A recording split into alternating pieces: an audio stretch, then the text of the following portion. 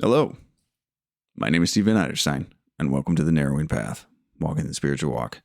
I'm really looking forward to this next section of the book that we're going to be getting into, and we're going to be continuing reading material from Emmet Fox. Like I said last week, we're going to be getting back into Sermon on the Mount. Now, I don't know if you're new to this channel or not, but I did do a review of the second chapter, the Beatitudes. Emmet Fox went through the Beatitudes as written in Matthew 5 of the Bible, and gave his understanding, interpretation, and expansion on the Beatitudes, which I commented on. So if you haven't seen that, I've got a playlist in my channel for it. Please go ahead, check it out. It's really a lot of good stuff there. But what we're going to be reading is the chapter As a Man Thinketh, which is chapter 3 in the Sermon on the Mount. You might also see this copy that I pick up and then read out of too. It's got my some notes in it and things like that, just for awareness.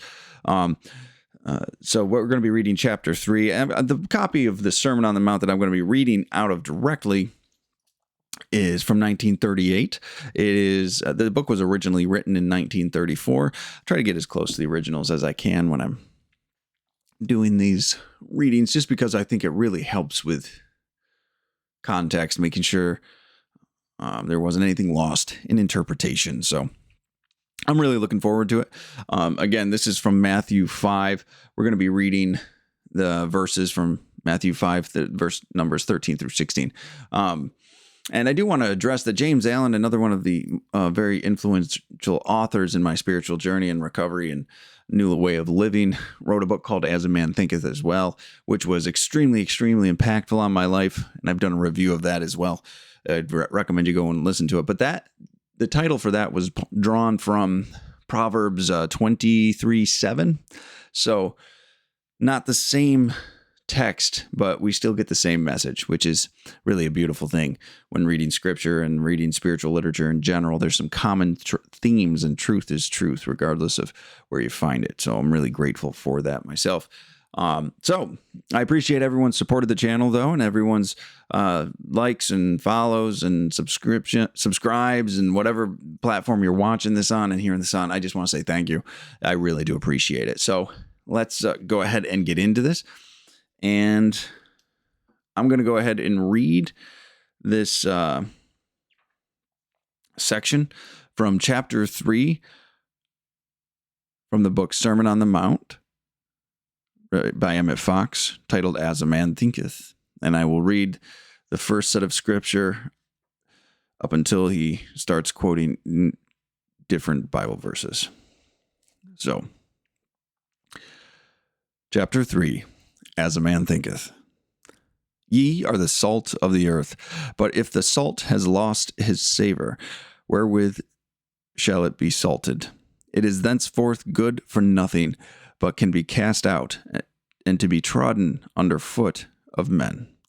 Ye are the light of the world. A city that is set on a hill cannot be hid. Neither do men light a candle and put it under a bushel, but on a candlestick, and giveth light unto all that are in the house. Let your light so shine before men that they may see your good works and glorify your Father which is in heaven. In this wonderful passage, Jesus is addressing those who have awakened to the understanding of material bondage and have acquired some spiritual understanding of the nature of being. That is to say, he is addressing those who understand the meaning of the allness of God or good, and the powerlessness of evil in the face of truth. Such people he describes as being the salt of the earth and the light of the world, and indeed that is not too much to claim for those who understand the truth and who really live the life that corresponds to it. It is possible, and in fact only too easy, to accept these vital principles as being true, to love the beauty in them, and yet not to put them consistently into practice in one's own life. But this is a perilous attitude, for in that case, the salt has lost its savor, and is good for nothing but to be cast out and trodden underfoot. If you understand and accept the teachings of Jesus and you make every effort to practice them in every department of your own daily life, if you seek systematically to destroy in yourself everything which you know should not be there, things such as selfishness, pride, vanity, sensuality, self-righteousness, jealousy, self-pity, resentment, condemnation, and so forth, not feeding or nourishing them by giving in to them, but starving them to death by refusing them expression. If you extend the right thought loyally to every person or thing within your ken, especially to the people or things you dislike, then you are worthy to be called the salt of the earth. If you truly live this life, then it does not in the least matter what your present circumstances may be, or what difficulties you may have to struggle against. You will triumph over them all. You will make your demonstration. And not only will you make your own demonstration in the quickest possible time, but you will be, and in a very positive and literal sense, a healing and illumining influence on all around you, and a blessing to the whole human race. You will be a blessing to men and women in remote places and times, men and women of whom you will have never heard, and who will never hear of you. A light of the world, in fact. Startling and wonderful as that may sound. That certain forms of pleasure skipped a page. Shoot. The state of your soul is always expressed in your outer conditions and in the intangible influence which you radiate at large. There is a cosmic law that nothing can permanently deny its own nature. Emerson said, "What you are shouts so loudly that I cannot hear what you say." In the Bible, the city always stands for consciousness, and the hill or mountain always means prayer or spiritual activity. I will lift up my eyes unto the hills from whence cometh my help. Except the Lord keep the city, and watchman waketh but in vain. The soul that is built upon prayer cannot be hidden. It shines out brightly through the life that it lives. It speaks for itself, but in utter silence, and does much of its best work unconsciously. Its mere presence heals and blesses all around it without special effort. Never try to force other people to accept spiritual truth. Instead, see to it that they are so favorably impressed by your own life and conduct and by the peace and joy that radiate from you, that they will come running to you for their own accord, begging you to give them the wonderful thing that you have. I, the Christ truth, if I be lifted up, will draw all men unto me. To do this is to make your soul truly the city upon the hill that cannot be hidden, because it is the golden city, the city of God. This is to let your light shine to the glorifying of your Father, which is in heaven. And that is where we're going to stop. There's so much in just that 2.5 pages there. That is really a foundational understanding I now have of truth. So I'm really excited to kind of go through it a little bit with you and to hopefully have some feedback from y'all about this too. So I like how he honestly starts this chapter with, after the reading, he says who this is really addressed to, and it's addressing those who have awakened to the material bondage and have acquired some spiritual understanding of the nature of being. So it's directed to those who realize there is more to life than the material, and that the material just equals enslavement or bondage to it, right? That there's this allness of God or good that they have an understanding of, and the powerlessness of evil in the face of truth. That's pretty substantial right there, right? So these are people that have come to understand, and really, frankly, it's usually come through disappointment and pain in life, that, you know, the material pursuits are in vain, that nothing of this world can really provide me the peace, the fulfillment, the comfort, and the love that I'm really looking for. That the pursuit of money or power or prestige or pleasure or anything of that nature will always end up hollow.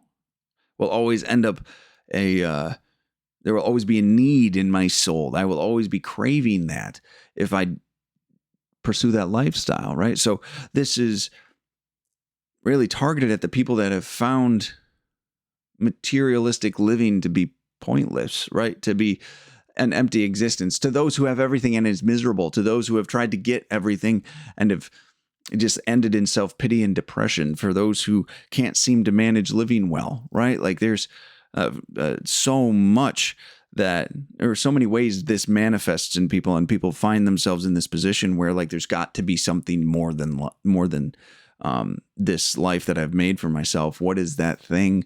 And they find it in a connection with a God of their understanding. They find it in connection with a spiritual solution, some might say. And when they dig into that and they find truth there, and they find the power and the presence of this God or this power greater than themselves, whether that universe or energy or source or power or light or nature or whatever it is that you find this connection to,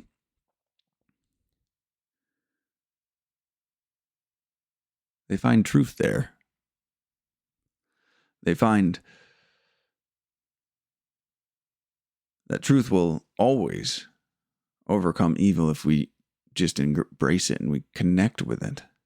So they start to find the power that they've always been craving. And I know that was true for me. Like I wanted to just figure out a way to live differently, and I couldn't do that on my own, no matter how much I tried. Right. So I ended up walked on this journey of spirituality, and I didn't even know I had started it, but I found this power of this God of my understanding. Right. And these people, this is the really cool part about this that Emmet Fox is pointing out. And he says that these are the people that are the salt of the earth. People that know that there's something more than just this material world. People that know there's depth and weight that we have yet to find and explore, right? That it's not just the money you have or the possessions you have or whatever it might be, that there's a deeper message and a deeper purpose in this world. These are the salt of the world. These people are salt of the world. These people are the virtuous. These are the light of the world that we talk about in these verses. The people that know, intellectually know of the spiritual truths, right? Well, and know in their heart too, actually, of these spiritual truths, right? These are the people that know and understand it. But to be called salt of the earth means you also have to live a life that reflects this knowledge too, right? Fox cautions against people who know truth but do not apply it, or only apply it sporadically. It says it has to be applied consistently and without really reservation, right? So I know it's been my experience, it's been my understanding that I have seen people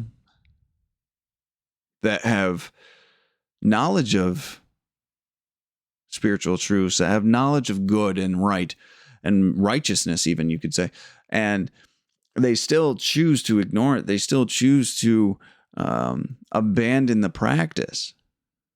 They still choose what I would call a selfish and self-centered way of living instead of right practice and ethical practice, right? And moral practice. These are people that know but do not actually follow through with the action. And this means the knowledge is worthless, right? What is this? If you have the knowledge of spiritual truths and this depth and this purpose of living, and you don't apply it, it's a worthless thing. These are the people that have lost its savor. These are the people that live this way, have obtained the knowledge, so they were the salt of the earth, and then they do not practice that, so they've lost their savor. So the knowledge is worthless. It should just be forgotten about by them, right? But for those that I've seen in this situation, and the times I may have myself done this, the guilt just grows because you can't forget it when you come in contact with the truth. At least I can't. You can't change a truth. You can't manipulate it in your mind. Because once you have this knowing that's in your soul, when you have this comprehension of this truth, your perspective will forever be altered, right? It's like in 12-step groups, right? They say a head full of 12-step and a belly full of booze or whatever it is, don't mix, because you know why you're doing it and you know what you're doing is wrong. You have that problem. So those who have this knowledge, those who have come to this understanding and this experience, but do not practice the way of living that is outlined by these truths, that is almost demanded by these truths, right? That knowledge is worthless. The knowledge of truth is worthless then. You know, there's a common saying that goes in 12-step recovery, but I think it's much broader than that. It's faith without works is dead, right? So this knowledge of faith, this knowledge of truth, this knowledge of the God of your understanding and spirituality and these principles, it's dead. You have to action the information. You have to actually take the actions and move forward with the information. Because if you don't, what's the point? What's the point? So I'm going to read a paragraph from it that was I really, really enjoyed. So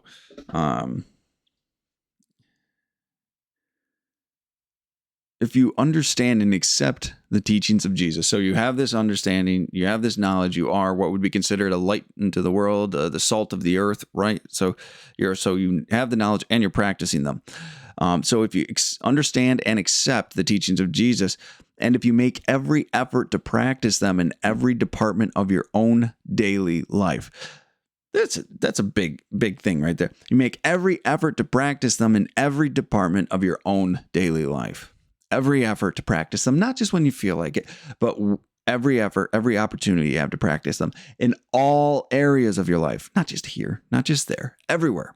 In every relationship and dynamic that you're involved in everything, every committee you're on, every person you see, every grocery store you go in, you are practicing these principles, right? If you seek, and this next part's really important because he talks about how to actually practice them, right? He talks about what the practice actually means. If you seek systematically to destroy in yourself everything which you know should not be there, things such as, I love this list, selfishness, pride, vanity, sensuality, self-righteousness, jealousy, self-pity, resentment, condemnation, and so forth. I love how he puts and so forth, but I mean, that's a pretty inclusive list, right? Of how, at least for myself, how I can be selfish, to be vain or seeking sensuality, whether it's via food or sex or whatever it might be, right? Self-righteousness of I'm better than you. Jealousy, self-pity. Self-pity was one of my worst character defects, right? Poor me, so I can justify bad behavior. Resentment. If you were me, you'd do this too, right?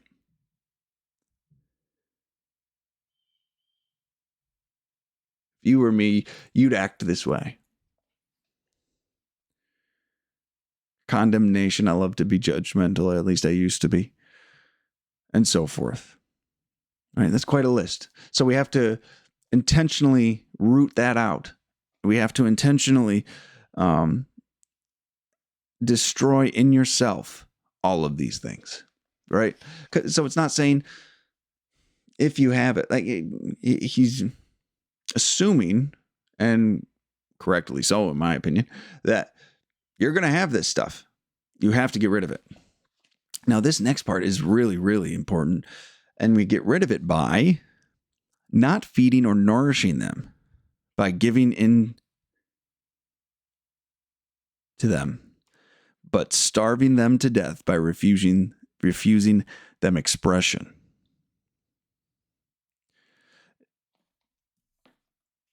So he's not saying that magically these things will go away. He's not saying that magically your perspective will be changed or you will have no desire to do these things. You have to starve the behavior.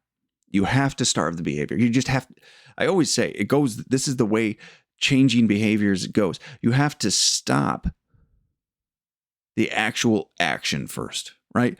In recovery in 12 steps with substance abuse and alcoholism, you have to stop the actual use first, right? You starve the behavior, you stop doing it, you stop gambling, you stop watching pornography if that's a problem for you, you stop eating sweets, right?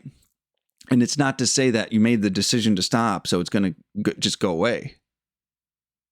That almost is never how it happens. Never easily happens like that, right? No, you make the decision, and then you stop the action, and then you see the thinking behind it. And he goes into how to replace it, right? So we starve the behavior, so we see the thinking, and then he says, if you extend the right thought loyally to every person or thing, right? So the right thought is based on what? Honesty, love, kindness, joy, all of these principles and virtues that we're taught and that we explore, right? And that we learn in this whole thing and from our spiritual walks and our spiritual journeys, right? We start changing our thinking to extend those thoughts to the things around us, right? To the behaviors we want to change, to the individuals we're interacting with, right? Righteous thought. Some would call it Christ-like thinking, right? Whatever your ideal is that you are striving for, you have to incorporate those virtues. So you starve it, you starve the behavior, then change the thinking. Guess what? That's doing the work. That's what I always talk about the work is, right? You change the thinking. And then as when you want to change the thinking, you'll see the belief underneath, and you can change the belief if you need to change a belief, right? So it's stop the action, change the thinking, change the belief. It's a beautiful, beautiful thing. But it reiterates the fact, and it's reestablishing the fact, like with James Allen's As a Man Thinketh, like you have to, like the real solution is in the mind and in the heart, right?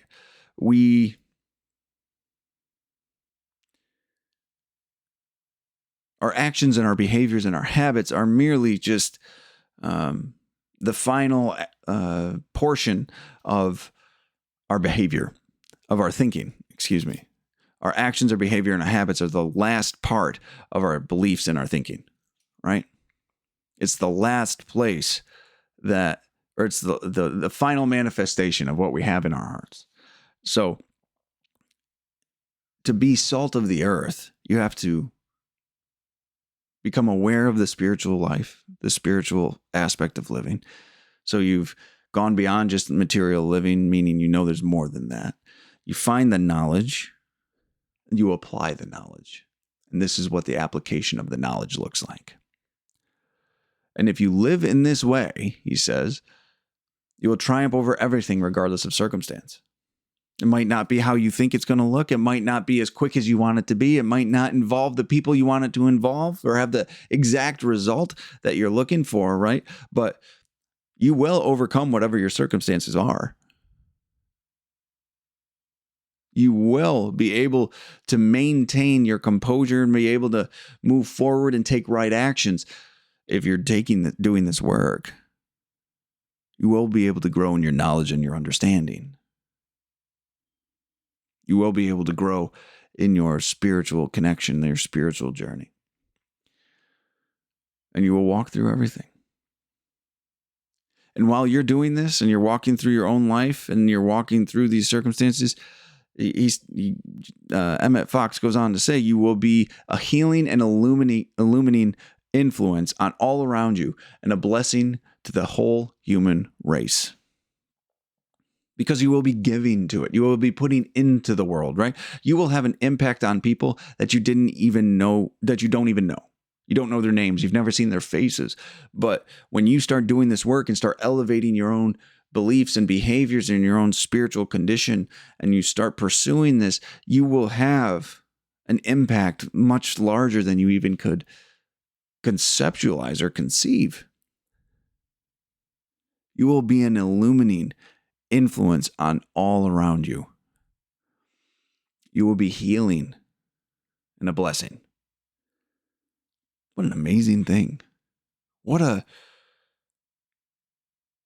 persona, or not a persona, but a state of being to embody, right? To be healing and illuminating to the entire human race. I mean, I'm not that important, but I try to help. But the thing is, if everyone starts doing that, or a lot of people start doing that, we all start getting better. Everyone starts getting better. And that's the beautiful thing about it. So living in this way allows you to be the most effective in being of service to God and others, right? If you want to be of service to those in your family that you love, if you want to be of service to the power greater than yourself, that concept of God that you have personally attained, right? This is the best way to do it, to do this spiritual work, to make these actions, to have these right thoughts, to be to become the salt of the earth, the light of the world, to know these spiritual truths and to live them, to let them become you, become a light of the world. And the impact of your conduct can't be overstated, right? Like we talk a good talk, right? But not everyone walks a good walk. He has a quote in here by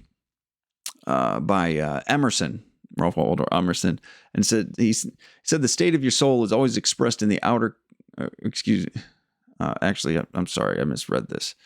Looking at the wrong part here. What you are shouts so loudly that I cannot hear what you say, is how he quoted it. The actual quote, I dug into that a little bit because I wanted to see the essay that it came from Emerson. And it's from one of Emerson's last compilations that was published, called Letters and Social Norms. And it's actually in the essay called Social Aims. And there's a lot of different variations that came off of this, but this was the original reading. It's what you are stands over you the while and thunders so that I cannot hear what you say to the contrary, which is in the part that Fox put in the book. It gives the same message, right? Your conduct and who you are, how you behave and act, well, that will overpower your words at all times. How you are, the essence you have, the energy you have, the behaviors that you embody or that you act upon, the habits, those will speak way more than anything that actually comes out of your mouth, right? The state of your soul is always expressed in your outer conditions and in the intangible influence which you radiate at large. Those two things were written back to back, right? So everyone around you will see it, even if you're trying to fake it, right? People will know you're faking it. If you're being manipulative, people will feel that. But if you're being genuine, kind, courteous, and loving, right, people will feel that too, right? The state of your soul will be felt by those around you. Your conduct will reflect the state of your being. A lot of us like to manipulate and lie and cover this up and cover that up and do this and do that, right? But the reality of it is, people can feel what's going on.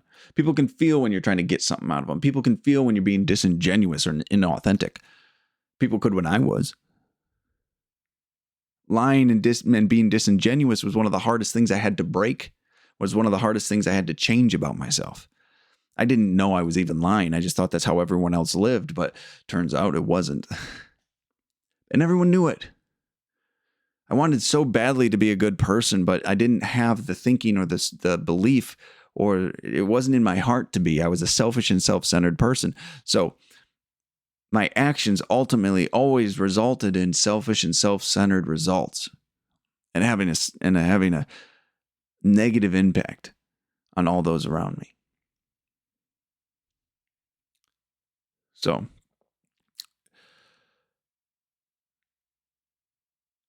he goes on then to also speak about how to build your soul, or a soul built on prayer, and how it shines so brightly it cannot be hidden. Now, if you haven't watched, or if you haven't read this book before, or maybe you've forgotten if you have read it, or if you haven't watched my previous episodes on the Beatitudes, Emmet Fox stated that prayer is the only true way to change, right? Everything else is temporary, because that invites that power of the God of your understanding into you to change your character, and then therefore will change you permanently, right? Everything else is temporary. So he talks about a character built on prayer as shining so brightly, it cannot be hidden. It will be seen by everybody. It will be experienced by everybody, right? Because it's such a powerful thing to have character built on prayer, to be formulated around a God of your understanding and these perspectives. It's such a beautiful thing. So prayer and meditation, that being still that we talked about last week, right? That be still and know that I am God, right? Having that conversation with the God of your understanding, that power greater than yourself, brings you into this building of your character. It brings you into the willingness and the ability to do that work we talked about, right? Where you stop all these bad behaviors, the pride and the vanity and the selfishness and the self-centeredness and the resentment, and all of it.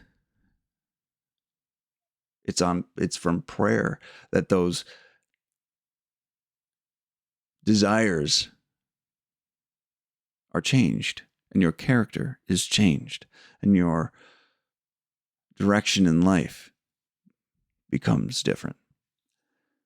So he's emphasizing the importance of your character will always shine through regardless of your words. So build your character on prayer and a conversation, and the connection with a God of your understanding. And you will have a character that burns so brightly and will be so healing and illuminating that the world will always see it. That is a magnificent thing. It's incredible to actually think about it in that way. And he expands on that. Never try to force other people to accept spiritual truth. Instead, see to it that they are so favorably impressed by your own life and conduct and the peace and joy that radiate from you, that they will come running to you of their own accord, begging you to give them the wonderful thing that you have. For those in 12-step communities, attraction rather than promotion, right? You will live in such a way that people want what you have. You will live in such a way that people will desire to have the peace and the joy and the freedom and the kindness and the love and the forgiveness and the steadfastness of character that you have. They will ask how to get it. And that's when you will have the opportunity to share with them the experience and the spiritual growth that you've gone through to actually build this up, to actually become a part of this. Not everybody knows that. But if you go and try to force it on them, if you try to actually come from a judgmental or a preachy, on a soapbox place, right? They'll push it away. You will actually rob yourself of the opportunity to help them. But if you live in such a way and allow them the same compassion and respect and care, when they see that you've grown and became more happier and contented with life, regardless of your situation, even when you're going through things that they might have crippled under, you've maintained your love, and you've maintained your freedom and your peace, and you haven't caved to the tempting nature of self-pity or resentment. They will want to know how you did that. They will want to know where that strength and that power comes from, right? So do not be condemning. Be someone that is available. Be someone that is compassionate and understanding, and allow people to be exactly where they are. And when they want to know, you share the good news with them. You share the positive message. You share your experience with them and the strength you've found or the understanding that you've achieved that they might have their own, right? Be the salt of the earth. Be the light of the world, right? Be the city on the hill. People will notice. And then you'll be given the opportunity to share that healing and that light that you have found yourself and live in such a way you didn't know was even possible. It's absolutely incredible. Absolutely incredible. I love this. I love Emmet Fox's readings. I know he doesn't, all of his stuff doesn't align with everybody, but I can tell you the Sermon on the Mount, these are principles that can be practiced anywhere. In this opening chapter of As a Man Thinketh, of this chapter 3, is just so grounding and it's so encouraging, right? Like you can have this. You can have this if you're willing to do the work and you're willing to change your character, right?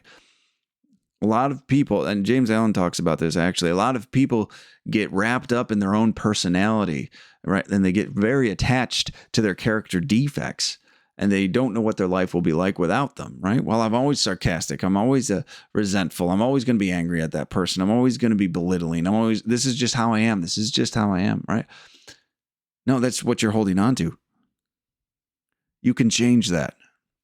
You can grow. You can experience a peace and joy and a freedom beyond your wildest dreams if you are willing to just put the work in and willing to let go of those old beliefs about yourself.